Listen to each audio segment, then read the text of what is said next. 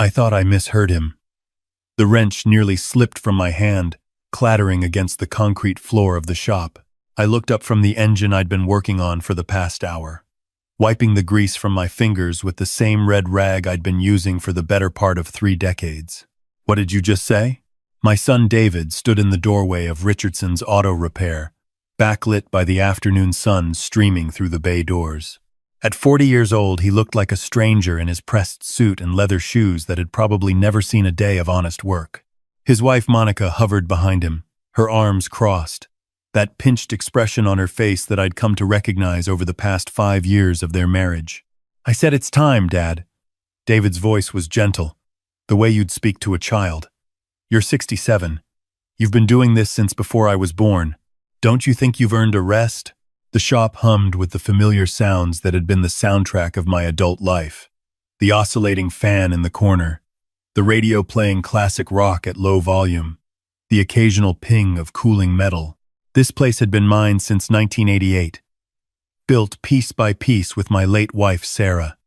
Every tool on that wall, every piece of equipment, every square foot of this property, we'd earned it together. Earned a rest, I repeated slowly, setting down the wrench on my workbench. That's an interesting way to put it. Monica stepped forward, and I saw her exchange a quick glance with David. That look told me everything I needed to know. This wasn't a casual suggestion. This was planned. "Robert," she said, using my first name in that way that always felt too familiar. "We've been talking, and we really think it's time for you to consider retirement. You're working too hard for a man your age. What if something happens? What if you get hurt?" "I appreciate the concern," I said, keeping my voice level. "But I feel fine. Doc says my ticker's strong, blood pressure's good. I'm not going anywhere." "But that's just it, Dad." David moved closer, his expensive shoes clicking on the oil-stained floor. "You shouldn't have to worry about any of that. You should be enjoying your golden years, traveling, relaxing, not breaking your back under cars." I'd been working on a '68 Mustang that morning, a restoration job for old Tom Patterson down on Maple Street.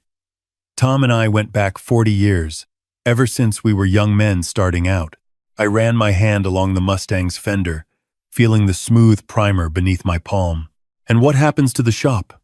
I asked quietly. That's when I saw it. The flash of excitement in David's eyes, quickly masked. Monica's lips twitched into what might have been a smile before she caught herself. "Well," David said, pulling out his phone and tapping at the screen. "Monica and I have been looking into that. The location is prime, right on Commercial Avenue, close to the new development they're building. We think we could really do something special with this place." "Do something special," I echoed. "Modernize it," Monica chimed in. "Get rid of all this old equipment. Maybe turn it into one of those quick service places. You know, oil changes, tire rotations. Efficient, clean. None of this messy restoration work that takes weeks." The Mustang under my hand had been in my shop for 3 months.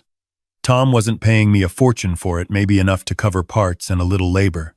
But Tom's grandson was getting married next spring, and Tom wanted to give him something meaningful. This car had been Tom's first vehicle, the one he'd taught his own son to drive in. Now it would go to the next generation. That's what this shop had always been about. It wasn't about quick oil changes and efficiency. It was about trust, about legacy, about doing things right, even when it took longer. "I see," I said. Sarah's photo still hung on the wall behind my desk, right next to our business license and the first dollar we'd ever earned. She'd been gone for 8 years now, taken by cancer that moved faster than either of us could accept. In that photo, she was 29, standing in front of this very building the day we'd bought it. The sign hadn't even been hung yet. We were so young, so full of dreams. We'd built this place from nothing. Sarah handled the books, managed the customers, ordered parts. I did the work, trained apprentices, built a reputation for honesty in a business that didn't always value it. We talked about David taking over one day, back when he was a teenager, back when he'd spend summers here learning to change oil and rotate tires. But David had gone to college, studied business, got himself a corporate job downtown. He'd met Monica at some networking event. They lived in a townhouse in the new development on the north side, the kind of place where everything was beige and perfect and identical. We're not saying you have to decide today, David continued, pocketing his phone. But Monica and we've been thinking about our future, about our kids' future. He paused meaningfully. We want to make sure we're set up for success, you know? And this property. Dad, do you have any idea what this land is worth? There it was. The truth, finally showing its face. I've got a pretty good idea, I said. Got the property appraised last year for insurance purposes. I didn't mention that the appraisal had come back at just over $2 million. The building itself wasn't worth much. It was old, needed work. But the land, situated at the corner of Commercial and Fifth, right in the path of the city's expansion eastward, was worth a fortune. Monica's eyes lit up. See? So you understand. You're sitting on a gold mine here, Robert. You could sell this place, take the money, buy yourself a nice condo somewhere warm, Florida, maybe, Arizona, somewhere you could really enjoy your retirement. And the two of you would help me with this decision, I said slowly. Of course, David smiled. We'd handle everything. The sale, the paperwork, finding you a place. You wouldn't have to worry about a thing.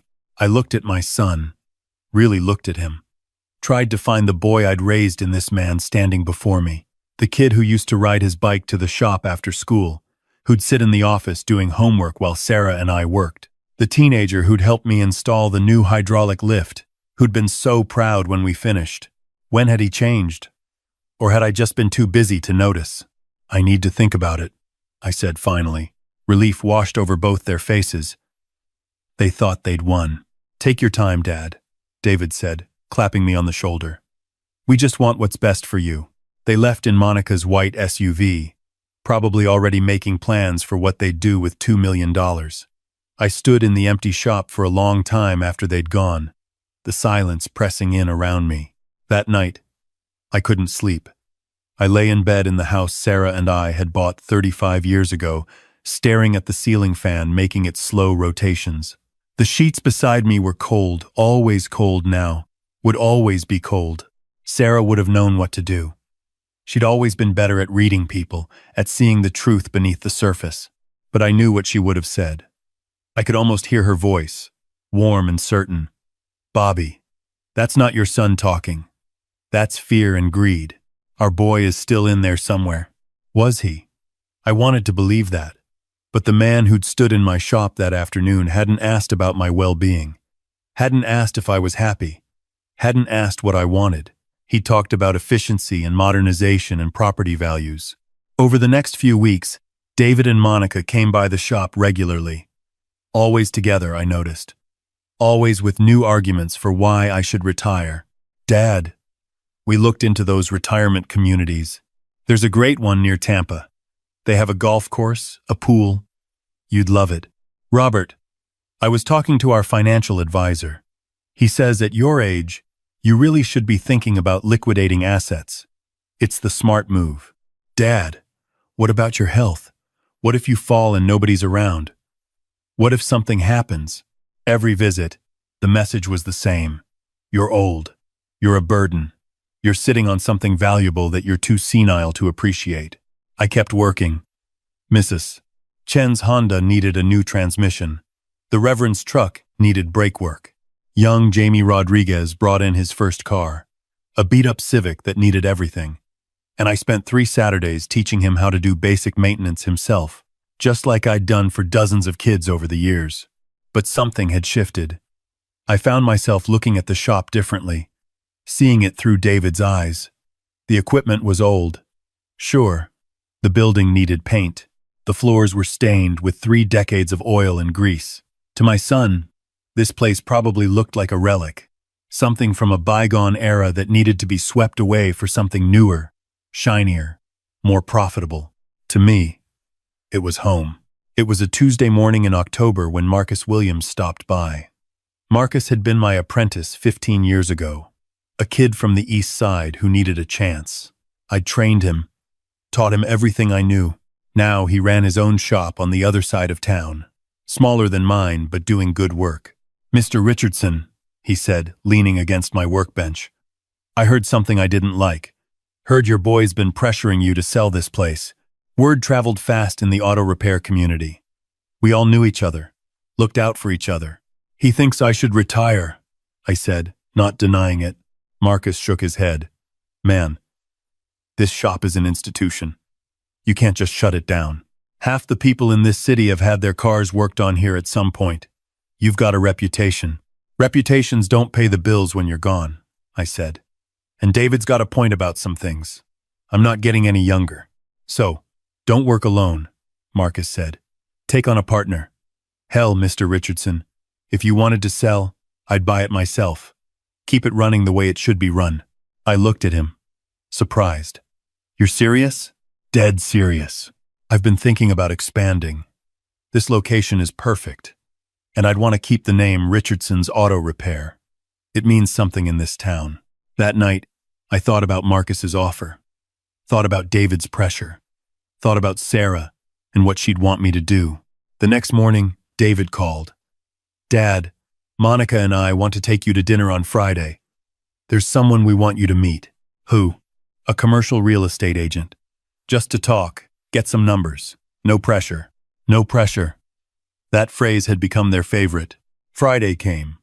We met at some upscale restaurant downtown, the kind of place where the portions are tiny and the prices are obscene. The real estate agent, a woman named Cheryl with shark eyes and a practiced smile, spent the entire meal talking about market values and optimal timing and buyer interest. With a property like yours, Mr. Richardson, in this market, we'd be looking at a competitive bidding situation. I could have it listed and sold within 60 days. David and Monica hung on every word. I pushed food around my plate and thought about Marcus's offer. What's your timeline? Cheryl asked me directly. I met her eyes. I haven't decided to sell. The table went quiet. David's fork clattered against his plate. Dad, we talked about this. No, I said calmly.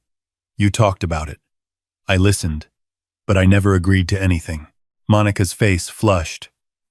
Robert, be reasonable. You can't keep working like this forever. What happens when you can't do it anymore? When you're too old or too sick? Who's going to take care of the business then? That's my concern, I said. Not yours. It's our concern when it affects our future.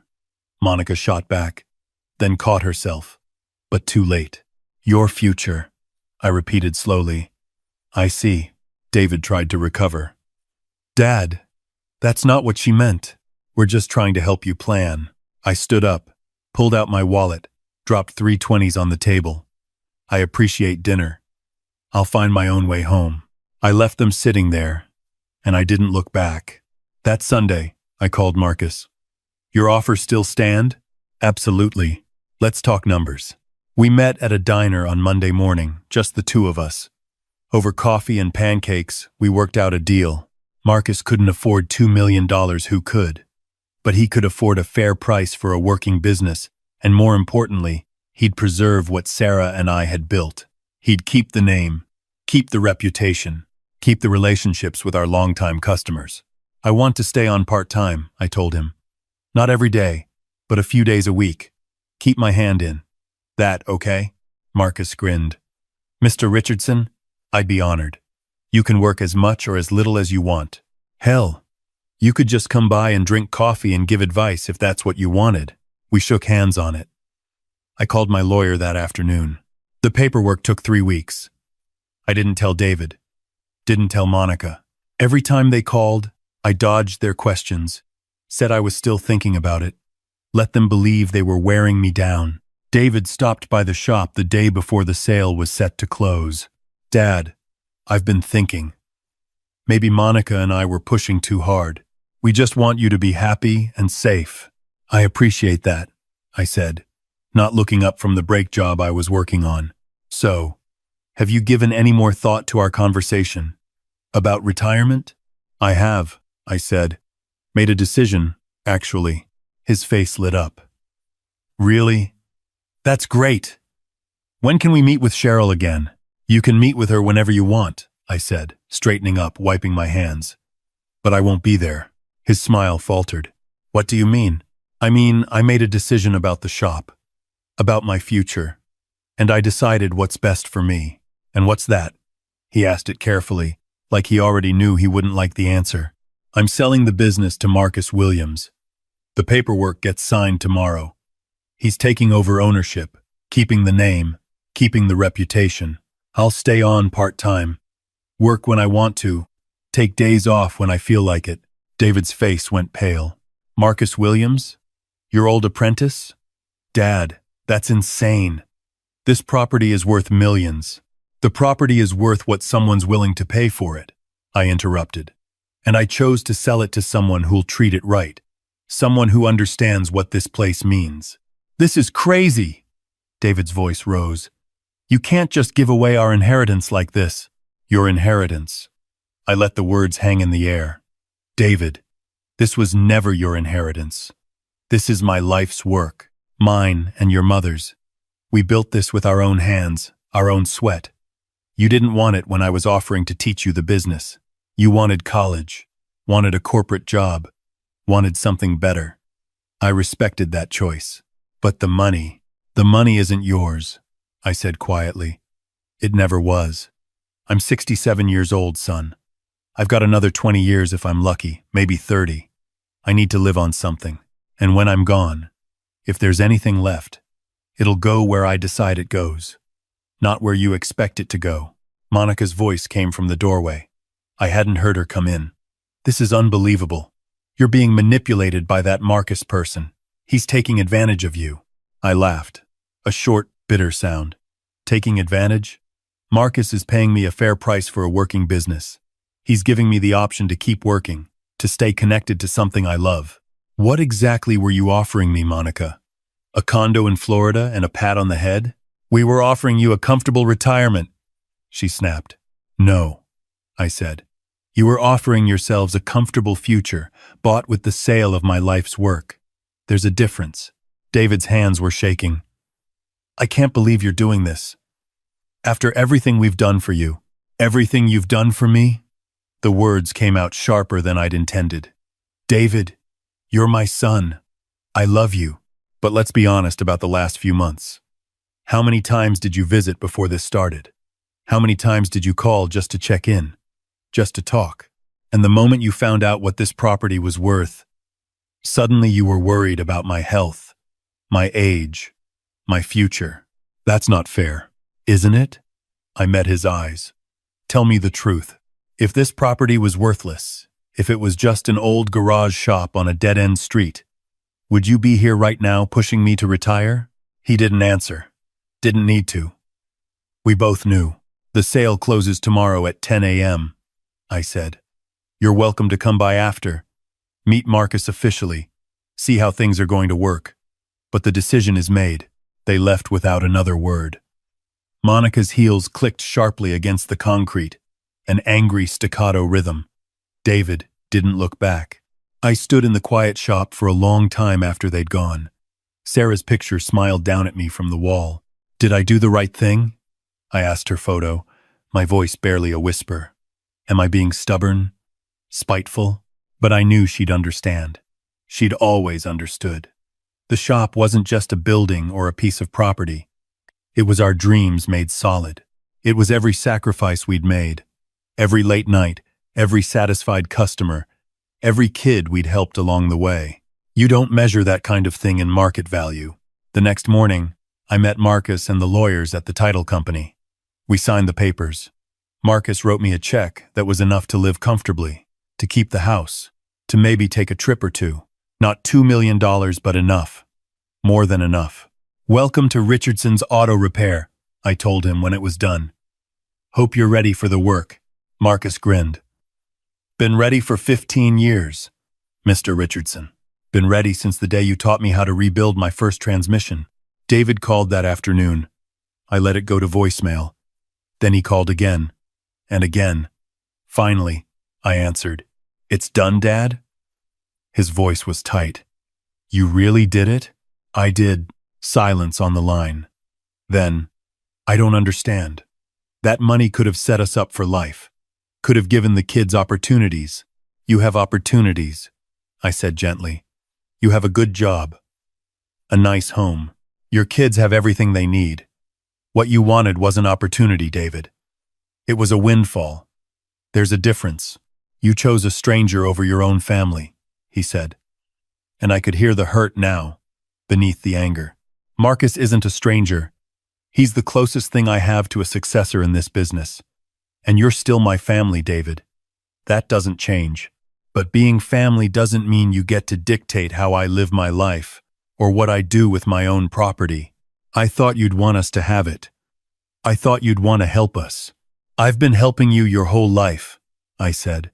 Paid for your college, gave you money when you needed it, co-signed your first apartment lease. I've always been there, David, but I won't let you sell off my life's work just to make things easier for yourself. More silence. Then, quieter. When did I become this person, Dad? When did I start seeing you as an obstacle instead of my father? The question caught me off guard. It was the most honest thing he'd said in months. I don't know, son, I said softly. But maybe this is your chance to figure it out. We hung up after that. I don't know what happens next between us. Maybe we'll find our way back to each other. Maybe we won't. David and Monica have their own lives to live, their own choices to make. I can't control that, but I can control this. 3 days a week now, I drive to Richardson's Auto Repair. Still Richardson's. Always Richardson's. And I work alongside Marcus. We've hired 2 young apprentices. Kids who remind me of Marcus when he was starting out. Kids who need a chance. The shop is busier than ever. Marcus has brought in some of his old customers, and our longtime clients are happy to see the place under new management that respects the old ways. We're not modern or efficient or streamlined. We're honest and thorough, and we take the time to do things right. Last week, old Tom Patterson came by to pick up his Mustang. The restoration took 4 months total. But when Tom saw that car, tears in his eyes, talking about his grandson's upcoming wedding, I knew it was worth it. Marcus charged him half what the job was worth. When I raised an eyebrow, Marcus just shrugged. Learn from the best, he said. Some nights, after the shop closes, I sit in my office and look at Sarah's picture. I think about the life we built together, the dreams we shared.